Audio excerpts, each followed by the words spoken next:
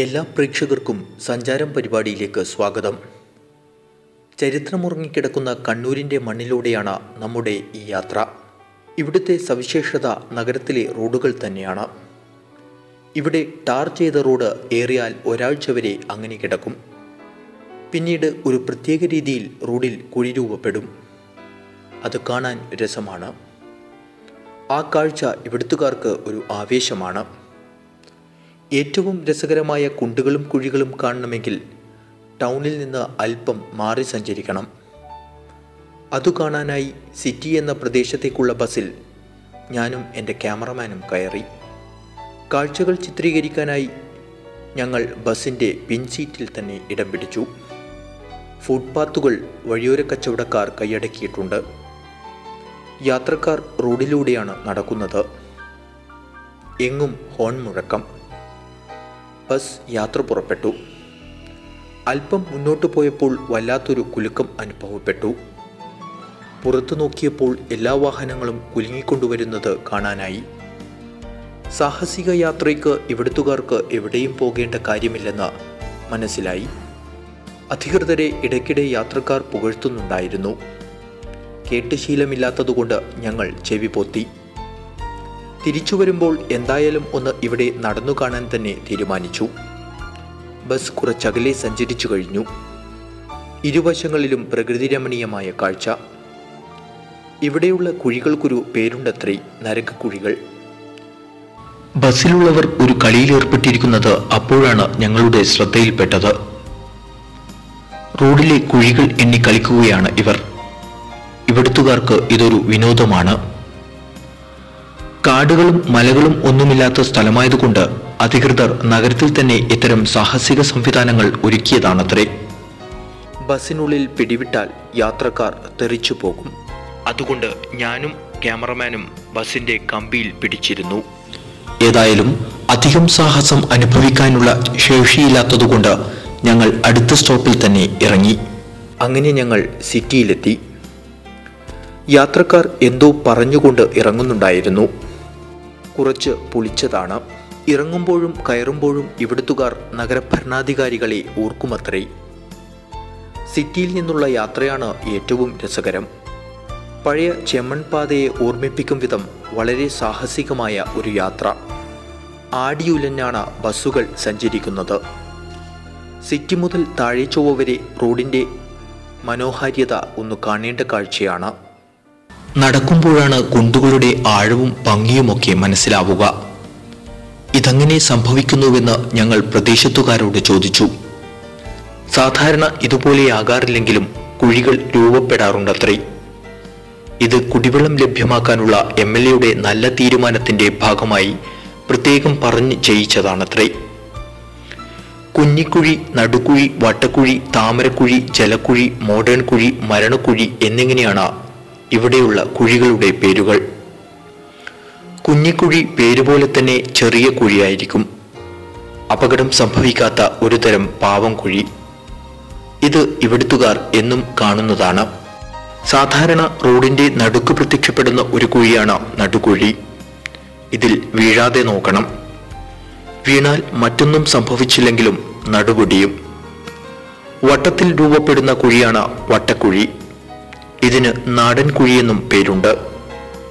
തമിഴ് കൊത്തുകാരാണ് ഇത് രൂപപ്പെടുത്തുന്നത്. കൈക്കോട്ടും പിക്കാസുമാണ് ഈ കുഴിയെടുക്കാൻ ഉപയോഗിക്കുന്നത്. കുഴിക്കുന്നത് നേരത്തെ തന്നെ കാണുന്നതുകൊണ്ട് അപകട സാധ്യത കുറവാണ്. ചെടികളും തൈകളുമൊക്കെ നടുന്ന മനോഹരമായ മറ്റൊരു കുഴിയും പ്രദേശത്ത് കാണാനാവും. അതാണ് താമരക്കുഴി.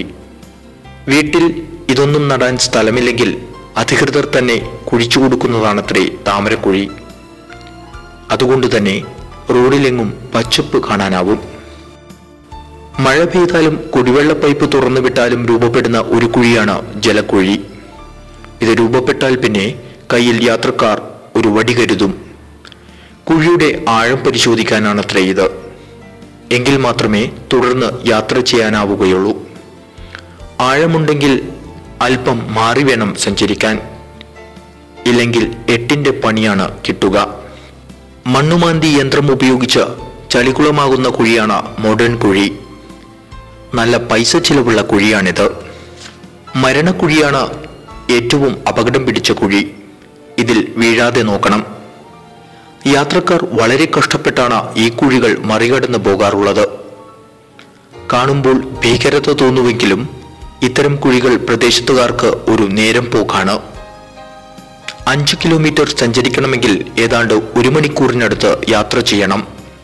അതാണ് ഞാൻ നേരത്തെ പറഞ്ഞത് നേരം പോക്കാണെന്ന്. കുഴിക്കാഴ്ച അല്പനേരം നോക്കി നിന്നതിന് ശേഷം ഞങ്ങൾ മറ്റൊരു പ്രദേശമായ കക്കാട് ഭാഗത്തേക്ക് പോയി. പേരിലൊരു കാടുണ്ടെങ്കിലും എവിടെയും കാട് കാണാനായില്ല. അതുപോലെ എവിടെയും റോഡും കാണാനായില്ല. ഒരു ബൈക്കുകാരൻ്റെ സാഹസികത ഞങ്ങൾ അവിടെ നല്ലവണ്ണം ആസ്വദിച്ചു. വെള്ളവസ്ത്രങ്ങൾ ധരിച്ച് ഇവിടെ ആരും നടന്ന് യാത്ര ചെയ്യാറില്ല. അധിക നേരം അവിടെ ആ റോഡിൽ സമയം ചെലവഴിക്കാനുള്ള ക്ഷമയില്ലാത്തതിനാൽ ഞങ്ങൾ തിരിച്ച് ഫോർട്ട് റോഡിലേക്ക് എത്തി. സമീപത്തുള്ള സ്റ്റേറ്റ് ബാങ്കിൽ നിന്നും ജനങ്ങൾ പണമിടപാട് നടത്തുന്നുണ്ടായിരുന്നു. എതിർവശത്ത് യാത്രക്കാർ ബസ് കാത്തു നിൽക്കുന്നുണ്ടായിരുന്നു. ഇതിനിടയിൽ ഒരു ട്രാഫിക് പോലീസുകാരൻ ഓടിച്ചാടി പണിയെടുക്കുന്നതും കാണാമായിരുന്നു. റോഡ് മുറിച്ചു കിടക്കണമെങ്കിൽ ആദ്യം ഒരു തയ്യാറെടുപ്പ് തന്നെ ഇവിടെ നടത്തണം. ബസ് ഉൾപ്പെടെയുള്ള വാഹനങ്ങൾ കുഴിയിലിറങ്ങിക്കയറുന്ന കാഴ്ച അതിമനോഹരമാണ്. മറ്റു വാഹനങ്ങളും റോഡിൽ നടത്തുന്ന അഭ്യാസങ്ങൾ കണ്ണിന് കുളിർമയേകും. പല ഭാഗങ്ങളിലും ശില്പങ്ങൾ കുത്തിയതുപോലെ കാണാനാവും. നീളത്തിലും വട്ടത്തിലും പല ആകൃതിയിലും അതുണ്ടാവും. കണ്ണൂരിന് മറ്റൊരു പ്രത്യേകതയുമുണ്ട്. എഞ്ചിനീയർമാർ റോഡിൽ ഗവേഷണം നടത്തുന്നത് ഇവിടെയാണ്. ആദ്യം ഒരു എഞ്ചിനീയർ വന്ന് കുഴിയെടുക്കാൻ സ്ഥലം മാർക്ക് ചെയ്തു കൊടുക്കും. കുഴിയെടുത്തുവെന്ന് കണ്ടാൽ മറ്റൊരു എഞ്ചിനീയർ കുഴിയെടുത്ത സ്ഥലം തെറ്റാണെന്ന് പറയും. അങ്ങനെ എഞ്ചിനീയർമാർ മാറി മാറി വന്ന് റോഡിൽ കുഴിയഭിഷേകം നടത്തും. ഇത് വളരെ പണ്ട് തുടർന്നു വരുന്ന ആചാരമാണത്രേ ഇവിടെ. ലോകത്ത് മറ്റെവിടെയും കാണാത്തതും കേൾക്കാത്തതുമായ സംഭവമാണ് ഇവിടെയുള്ളത്. ഒരുതരം വല്ലാതെ ഇളകിക്കിടക്കുന്ന കല്ലുകളാണ് കുഴികളിൽ കാണുന്നത്. ഇതിനെ കരിങ്കൽ എന്നാണ് ഇവിടുത്തുകാർ പറയുന്നത്.